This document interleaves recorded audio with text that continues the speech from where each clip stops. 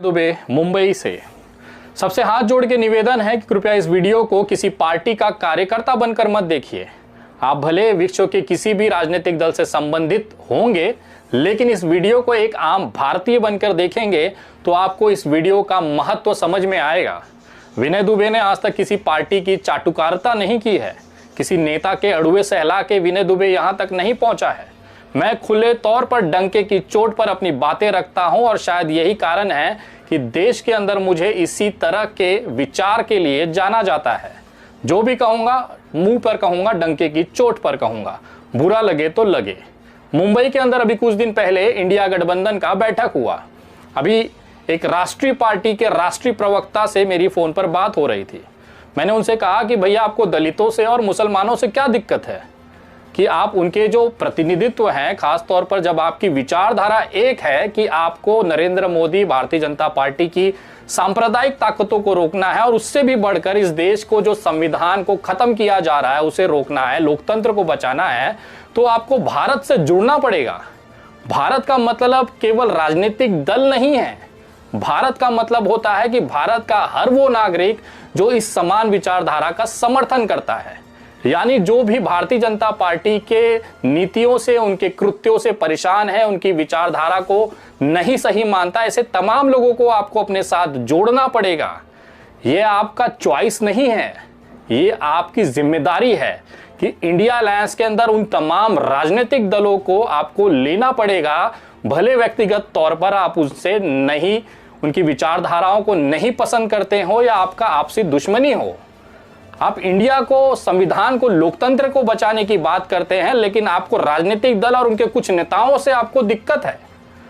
मैंने उनसे पूछा कि बिहार के पप्पू यादव जो कि एक जनसेवक हैं, लोगों के अंदर अच्छी छवि उनकी बनी है क्योंकि वो कोरोना से लेके बाढ़ के में पानी भर भर के, कमर भर पानी में उन्होंने जाके लोगों की मदद की। एक अच्छा खासा वोट बैंक है उनके पास, भले उनकी सीटें नहीं आती हैं लेकिन लोग उन्हें वोट तो दे रहे हैं। जाप को बिहार से इंडिया अलायंस में क्यों नहीं लिया गया? उन राष्ट्रीय प्रवक्ता के पास इसका जवाब नहीं था। उसके बाद मैंने पूछा कि ठीक है, बहन मायावती के साथ क्या दिक्कत है, या मुझे आप बता दीजिए कि आपकी राष्ट्रीय पार्टी में ऐसा कौन सा चेहरा है जो दलितों का वोट आपको लाके दे देगा, वो भी कश्मीर से लेके कन्याकुमारी तक। तो उन्होंने बताया कि हमारे पास हमारे राष्ट्रीय अध्यक्ष, मैं खुल के बोल रहा हूं, कांग्रेस पार्टी के राष्ट्रीय अध्यक्ष खड़गे जी का नाम लिया।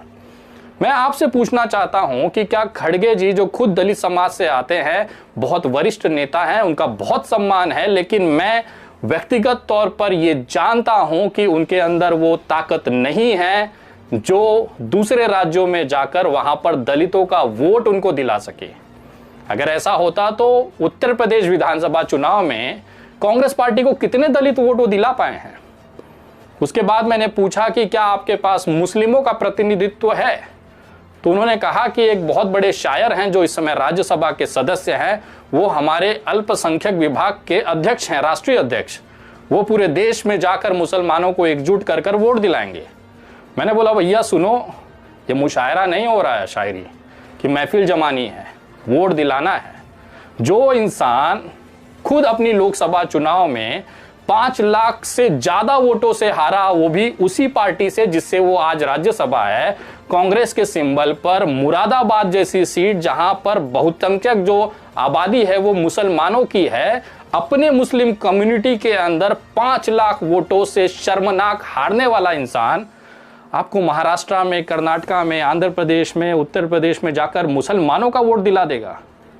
मैं बोला देखो, कुत्ता पालो, बिल्ली पालो, पर यह गलतफहमी मत पालो कि वो इंसान मुसलमानों का प्रतिनिधित्व है, मुस्लिम कम्युनिटी से आता है, बहुत सम्मान है, अच्छे शायर हैं, अच्छा मुशायरा जमा लेते हैं, महफिल जमा लेते हैं, लेकिन उनकी इतनी औकात नहीं है कि वो मुसलमानों का वोट दिला सके। फिर उन्होंने पूछा कि फिर आप बताइए कि किसको लिया जाए कि हमारा मुस्लिम जो वोट बैंक है वो बैलेंस हो जाएगा। मैंने कहा कि किसी एक नेता के पास मुसलमानों का वोट बैंक नहीं है, लेकिन तमाम छोटे छोटे मुसलमानों के जो रहनुमा हैं या प्रतिनिधित्व करने वाले लोग हैं, उनको आपको एक साथ इंडिया अलायंस में लेना पड़ेगा ताकि ये जो मुसलमानों के वोट बैंक का जो बिखराव है उसे रोक कर आप उसके अपने लिए, अपने अलायंस के लिए इस्तेमाल कर सकें और खास तौर पर भारतीय जनता पार्टी के जो सांप्रदायिक नीतियां हैं उसे रोक सकें। इस देश के अंदर अगर आज संविधान की लड़ाई कोई लड़ रहा है, लोकतंत्र की लड़ाई लड़ रहा है, तो प्रमुख तौर पर फ्रंट लाइन पे आकर सिर्फ दो समाज के लोग लड़ रहे हैं। एक है दलित समाज, दूसरा है मुस्लिम समाज। यही दो समाज ऐसा है जो लगातार प्रताड़ित किया जा रहा है, इनके रिजर्वेशंस खत्म किए जा रहे हैं, इनके ऊपर अत्याचार किया जा रहा है, इनके घरों पे बुलडोजर चलाए जा रहे हैं। अगर इसी दो कम्युनिटी को, इसी दो समाज को आप बगल कर देंगे तो घंटा का इंडिया जीतेगा। मैंने उनसे कहा, या तो आप लोगों की मंशा केवल सत्ता हासिल कर राहुल गांधी को प्रधानमंत्री बनाना है, या फिर सही में इंडिया जो कि असली भारत है उसे बचाने के लिए आप लोग लड़ रहे हैं। अगर आपकी लड़ाई असली में भारत को बचाने को होती तो शायद ओवैसी साहब से या बहन मायावती से आपको दिक्कत नहीं होती। उसके बाद उन राष्ट्रीय प्रवक्ता का कहना था कि अरे यार वो तो बीजेपी के बी टीम है। मेरा ये कहना है कि भले वो बीजेपी के लिए काम करे या बीजेपी के साथ काम करे, कोई दिक्कत नहीं है, लेकिन आपके गठबंधन में आने के बाद उनका जो वोट बैंक है वो भी तो आपसे जुड़ेगा। चुनाव में अगर वो आपके साथ, आपके सिंबल पे लड़ेंगे तो वोटों का बिखराव ही नहीं होगा। और किस बीजेपी की बी टीम की बात कर रहे हैं आप? आपके खुद के इंडिया के अलायंस में उद्धव ठाकरे जी बैठते हैं, जो कि 30 सालों तक भारतीय जनता पार्टी के गठबंधन के साथ सरकार बनाए, वहां पर बहुत बड़े पदों पर रहे, बहुत सारे मंत्री कराया, 30 साल तक महाराष्ट्र का सत्ता उन्होंने सुख भोगा। नीतीश कुमार जो खुद 20 सालों तक भारतीय जनता पार्टी के साथ अलायंस कर मुख्यमंत्री बने रहे, ये इंसान आपको चल जाएंगे अलायंस के अंदर। लेकिन जो इंसान मुसलमानों की बात कट्टरता के साथ रखता है, मुसलमानों को लेकर जमीनी स्तर पर लड़ता है, उनके कार्यकर्ता हमेशा से आक्रामक भूमिका में रहते हैं, ऐसे युवाओं को आपको साथ में लेने पे इंडिया अलायंस का क्या नुकसान है? उनका यह कहना था कि हमारे पास समाजवादी और अखिलेश यादव जैसा चेहरा है जो मुसलमानों को एक साथ ले लेगा। फिर मैंने उनसे पूछा कि भैया जब इतना ही बड़े ताकतवर मुसलमान चेहरा है तो अपने घर की खुद की आजमगढ़ की सीट लोकसभा उपचुनाव में कैसे हार गए? वहां पे तो मुस्लिम यादव का जो समीकरण है बहुत तगड़ा था, उसके बाद भी दिनेश लाल निरहुआ आपको हरा कर चला जाता है आपके गढ़ में आकर। अगर मुसलमानों का इतना ही आपके ऊपर विश्वास है तो वो कम क्यों होता जा रहा है? मैंने उस माननीय राष्ट्रीय प्रवक्ता को हाथ जोड़कर बड़ी विनम्रता के साथ कहा कि भैया आप बहुत बड़ी गलतफहमी में हो। समाजवादी पार्टी का जो मुसलमान वोट बैंक है ना, वो धीरे धीरे खिसक गया है। वो मुसलमान जो मुलायम सिंह यादव के साथ जुड़े थे ना, वो अखिलेश यादव के साथ उतने कंफर्टेबल नहीं है। जब बात अखिलेश यादव और समाजवादी पार्टी की चल रही थी तो मैंने उन राष्ट्रीय प्रवक्ता को थोड़ा सा आईना दिखा दिया। मैंने उनसे कहा कि कभी उत्तर प्रदेश जाइएगा तो जरा किसी मुसलमान को पकड़ के पूछिएगा कि क्या समाजवादी की पार्टी के साथ है। वो यही कहेगा कि हमारी मजबूरी है, इसके अलावा हम जाएं कहाँ, हमारे पास ऐसा कोई विकल्प ही नहीं है कि हमें दूसरी पार्टियों की तरफ जाना पड़े। अगर हमें सही में अच्छा विकल्प मिलेगा तो हम क्यों नहीं जुड़ेंगे। और रही बात अखिलेश यादव और समाजवादी पार्टी की, तो उस समय वो कहाँ थे जब आजम खान के ऊपर 100 से ज़्यादा मुकदमे डाले गए? ये उस समय कहाँ चले गए थे जब आजम खान के ऊपर जेल डाला था, उनके परिवार के सदस्यों को, उनके बेटे को, उनकी पत्नी को उठा के जेलों में ठूसा गया था? तब ये समाजवादी और आजम खान के साथ रहने वाले जो उनको अपना बताते हैं, ऐसे तमाम लोग गायब हो चुके थे। उसमें माननीय अखिलेश यादव भी थे। उत्तर प्रदेश का मुसलमान ये मानता है कि आजम खान को बहुत पहले जेल से छुड़ाया जा सकता था अगर अखिलेश यादव जी ने उनका साथ दिया होता, लेकिन अखिलेश यादव ने आजम खान का साथ नहीं दिया। शायद यही कारण था कि वो इतने तकलीफों में, इतने दिनों तक वो जेल में बंद रहे। आजम खान की आज जो भी न्यायिक जीत है वो केवल आजम खान के प्रयास की है, उनकी व्यक्तिगत लड़ाई की वजह से है।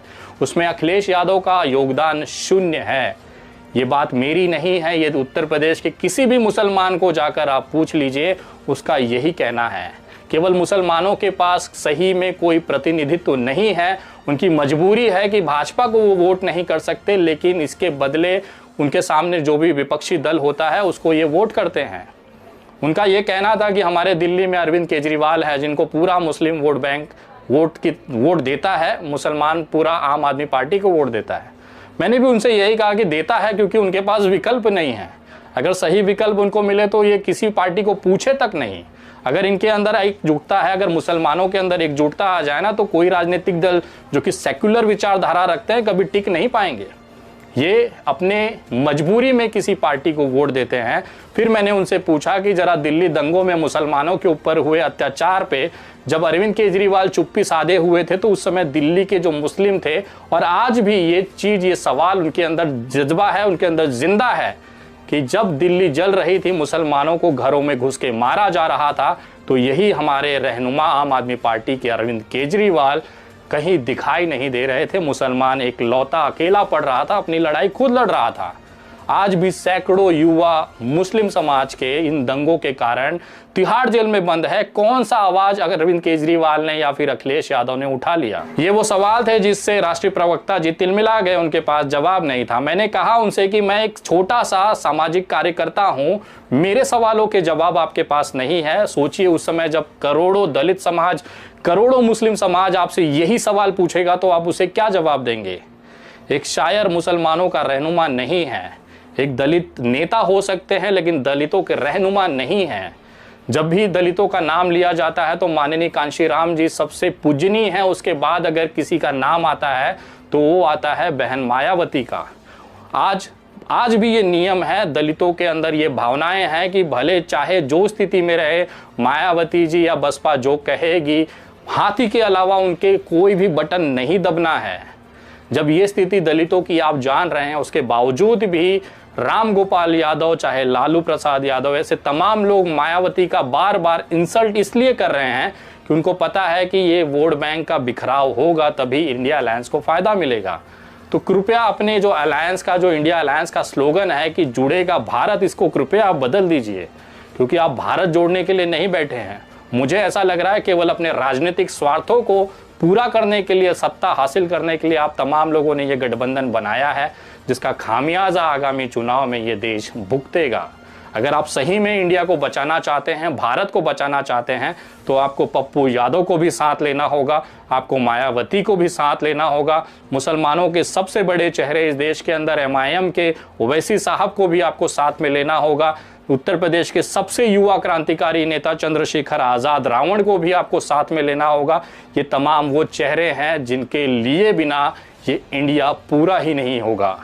लड़ाई केवल राजनीतिक मत रखिए। देश का हर नागरिक आपकी तरफ उम्मीद बनकर देख रहा है, उम्मीद की नजरों से देख रहा है कि शायद अब इस तरह की नफरती सोचों को खत्म किया जा सकता है। हम जब सारे पार्टी के कार्यकर्ता, सारे पार्टी के लोग जब एक साथ, कार्यकर्ता नीचे जमीनी स्तर पर, ये जनता अगर आपके साथ आकर खड़ी होने में कोई दिक्कत महसूस नहीं कर रही है, तो आप लोगों को एक नेता को दूसरे नेता के साथ खड़े होने में क्या दिक्कत है? जाइए ना 10 लोगों का टीम बनाकर मायावती जी के पास कि बहन जी गलती हुई, आपको आना पड़ेगा, हम यहीं बैठेंगे जब तक आप आएंगे नहीं। क्या मायावती जी का दिल इतना छोटा है कि आपके इस आग्रह पर वो नहीं आएंगी? कभी कभी एक कदम आगे बढ़ाने से चीजें बदल जाएंगी, भविष्य बदल सकता है। तो वो एक अकड़ अपने अंदर मत रखिए।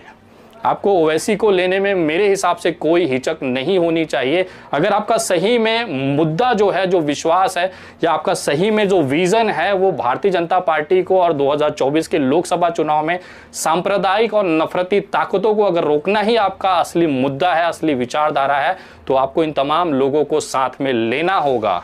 आप इस तरह से दलितों को और मुसलमानों को अलग भारत से नहीं कर सकते। ये भारत का वो अभिन्न हिस्सा है जो 50% से ज़्यादा वोट बैंक रखता है और इसके दम पर सरकारें हिलती हैं। आप इनको केवल इसलिए नाराज़ कर सकते हैं, इनके केवल इसलिए उनको नज़रअंदाज कर सकते हैं कि इनके पास कोई उचित प्रतिनिधित्व नहीं है। चलिए, दलितों में तो बहन मायावती जी भी हैं, लेकिन मुसलमानों का क्या? जब बुलडोजर चलता है तो नेता चुप, जब इनके लड़कों को हत्याएं कर दी जाती है तो नेता चुप, जब इनके लोगों को मारा जाता है तो नेता चुप, जब इनके मस्जिदों के सामने मुजरा किया जाता है तो नेता चुप, इनके घरों की औरतों का बुरखा खींचा जाता है, हिजाब पर सवाल उठाया जाता है तो नेता चुप। लेकिन जब वोट आना होता है तो मुसलमान जाएगा कहाँ? अगर ये मुसलमान कहीं नहीं जाए और इसने केवल वोट देना बंद कर दिया कि हमें वोट ही नहीं देना है, तब क्या होगा? आपको अंदाजा है, पिछले 5 चुनाव में ADR और NEW की रिपोर्ट है, उसकी रिपोर्ट के हिसाब से 1,24,00,000 से ज़्यादा नोटा का बटन दबाया गया है। मतलब 1,24,00,000 ऐसे लोग हैं जो धीरे धीरे इस चुनाव से दूर होना चाहते हैं। वो वोट देने आएंगे लेकिन किसी को नहीं देंगे, none of the above, NOTA को वोट देके चले जाएंगे। उनका ये विरोध है। अगर ये विरोध लोगों के अंदर, राजनीतिक दलों के अंदर विश्वास को कमी करता हुआ दिखा रहा है, तो कहीं ना कहीं ये राजनीतिक दलों का एक सबसे बड़ी कमी है। अपने आपसी मतभेदों को बगल करके अगर सही में इस देश के संविधान और लोकतंत्र को बचाना है तो 2 कदम आगे बढ़ाइए। इससे कोई छोटा नहीं हो जाता, इससे किसी के विश्वास को, किसी के रेपुटेशन को ठेस नहीं पहुंचती, उल्टा ये आपका बड़प्पन होता है। मैं देखना चाहता हूं कि राहुल गांधी खुद अपनी गाड़ी उठाकर मायावती जी के पास जाकर बैठे और उनसे निवेदन करें कि आपको इस अलायंस में आना है। मैं दावे के साथ कहता हूं कि मायावती जी इतनी छोटे दिल की नेता नहीं है, इतनी हमेशा से उन्होंने यूपीए के साथ में रही हैं, तो इस बार भी उन्हें कोई दिक्कत नहीं होगी। लेकिन एक सही अप्रोच की ज़रूरत है इस इंडिया अलायंस को अगर सही में सफल बनाना है। मैं तमाम उन लोगों से कहना चाहता हूं जो इंडिया अलायंस के लिए काम कर रहे हैं, दिन रात सोशल मीडिया पे लिख रहे हैं। मैं रिजल्ट अगर बता दूं कि अगर इन तमाम लोगों को इंडिया अलायंस के साथ नहीं जोड़ा गया तो आप तमाम लोगों की मेहनत पर एक पानी फिर जाएगा, एक बहुत बड़ी निराशा आपको 2024 के रिजल्ट के समय दिखेगी। अगर इन तमाम जो छोटे दल हैं, राष्ट्रीय दल हैं, अगर इनको एक साथ नहीं जोड़ा गया तो ये क्लियर मैसेज इंडिया अलायंस ये देना चाहता है कि हम अपनी मनमर्जी करेंगे। हमारा कोई भी विश्वास लोकतंत्र बचाने या संविधान बचाने का नहीं है। हम केवल प्रधानमंत्री पद के लिए लड़ रहे हैं। प्रधानमंत्री के लिए जो भी हमें ऐन प्रेन प्रकरण करना पड़ेगा हम करेंगे। हम खेतों में जाके वीडियो शूट बनाएंगे, हम खाना खाते समय वीडियो बनाएंगे, हम अलग अलग जगह पिकनिक मनाने अलग अलग शहरों में बैठ के करेंगे।